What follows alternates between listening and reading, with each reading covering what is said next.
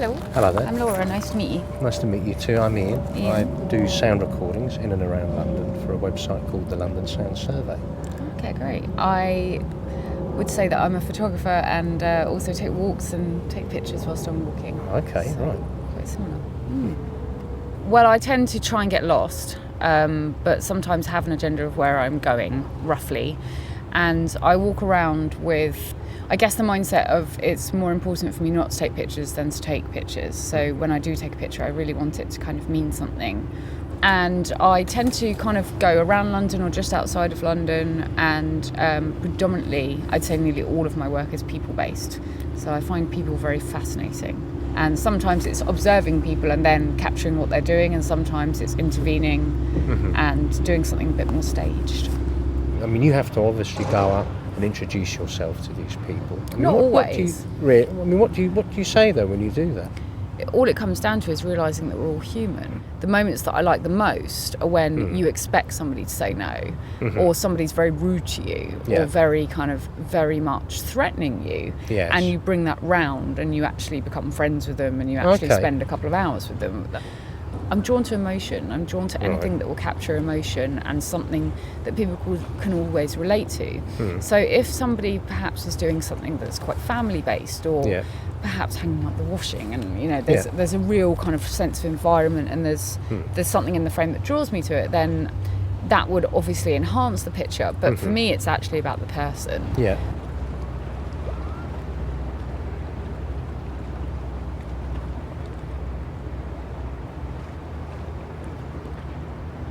So the first thing would be my camera, either Hasselblad or the Polaroid, most likely the Hasselblad, and a roll of film with it as well, which I've got here.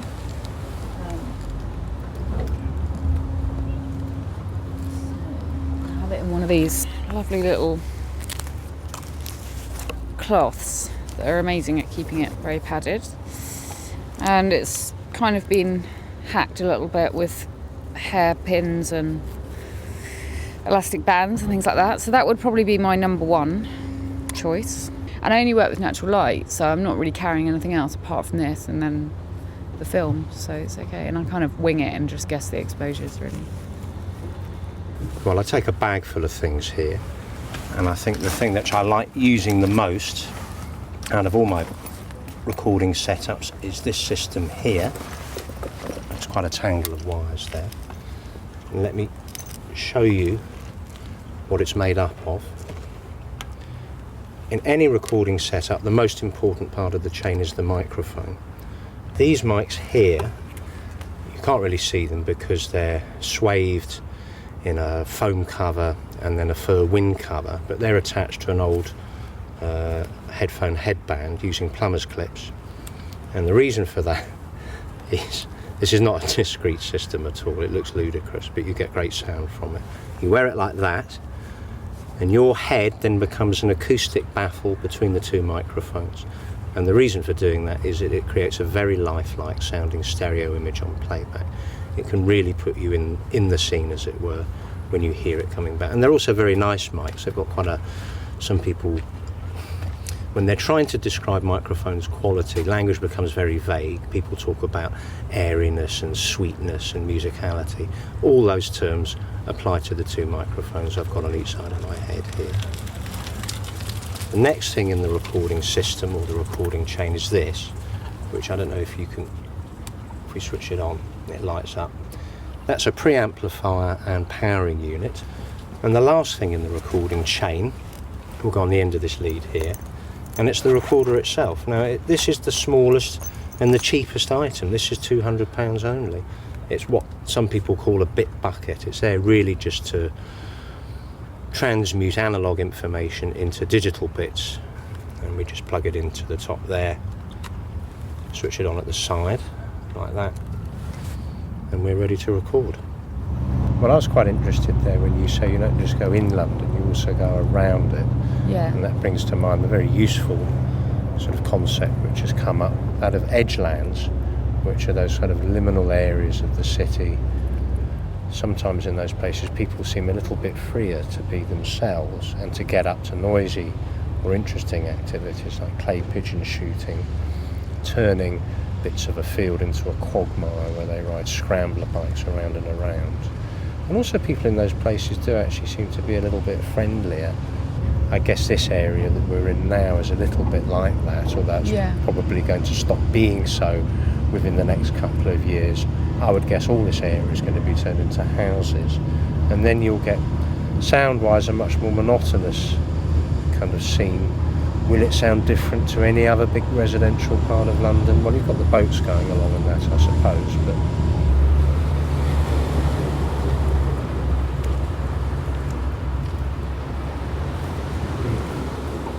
As a kid, finding a bit on the map which was almost completely blank with a rectangle with the word works by it was exciting as thinking about Timbuktu or Pitcairn Island. It seemed every bit as remote, and I just wanted to go to places like that. But yeah, the map is vital. I don't use a mobile phone map. I don't actually like to go out with a mobile phone at all. I think they're distracting. I think they also create that fretful state of mind where you're worried about Twitter and Facebook and emails, which is completely inimical to good field recording. Item number 2 would probably be notepads.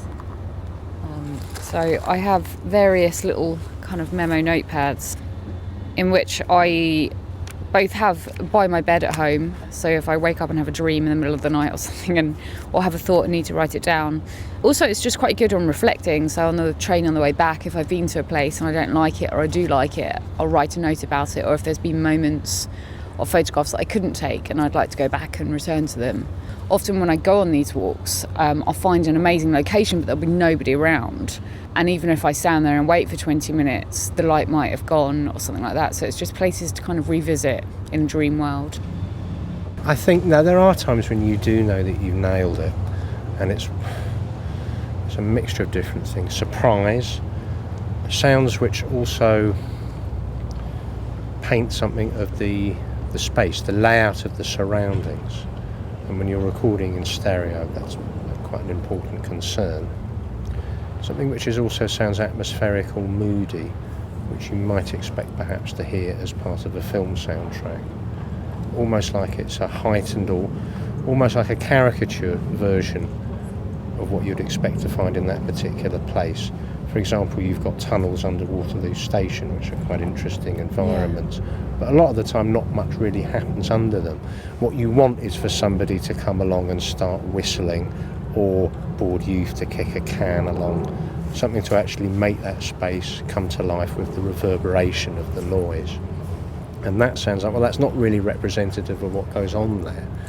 But I think in the way that you can often recognise a person more easily from a caricature drawing of them than from a lifelike one, those sort of slightly sense of heightened realism of sound in a place is what I'm after. And perhaps something that gives a bit of narrative maybe as well. Yes, I think that's what you want. A sense of mystery. You want to know, how did this happen and what's going to happen next? Yeah. Like I say, like something from a film soundtrack. Yeah. It is painting the picture for something else to happen.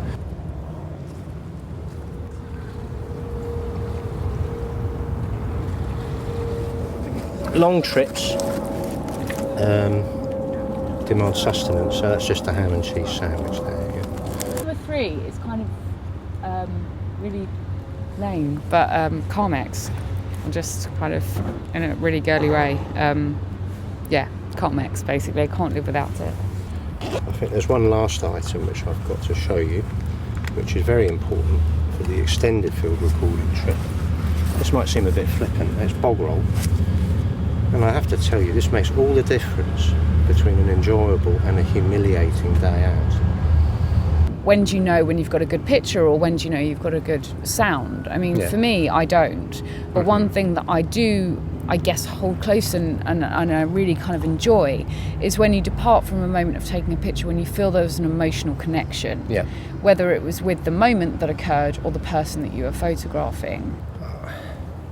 I think the best I could hope for would be that through recording I would have captured a fragment of experience which another person would hear and might perhaps have felt that had been private or peculiar to themselves, and then to realise that much of our experience is in fact almost identical across people, wherever they live. What's the best recording you've ever made? Oh, it was during the last World Cup. England were playing Germany. Anybody who's not a field recordist was watching the match on the telly at home or in the pub. I went out to Canvey Island to get into a bit of waste ground, which is usually fenced off and patrolled by security guards, but I figured they'd all be watching the football. And it was to go out and to record the refinery at Corriton on the banks of the estuary. So I went out. It was a very hot day. There was a lot of stridulation of crickets and grasshoppers, birdsong from little scrubby bushes which had sprung up from cracks in the concrete in this big patch of waste ground. And without warning, one of the sirens on the refinery began to sound, and it was a very eerie noise. And this went on and on at roughly 20 or 30 second intervals. And each time it sounded, there was a slightly different note or form to the tone. Sometimes it would go up at the end, you know, like somebody asking a question, or other times it would go down at the end as if just making a flat kind of statement about something. And I was beside myself to hear that. It was a really great day recording.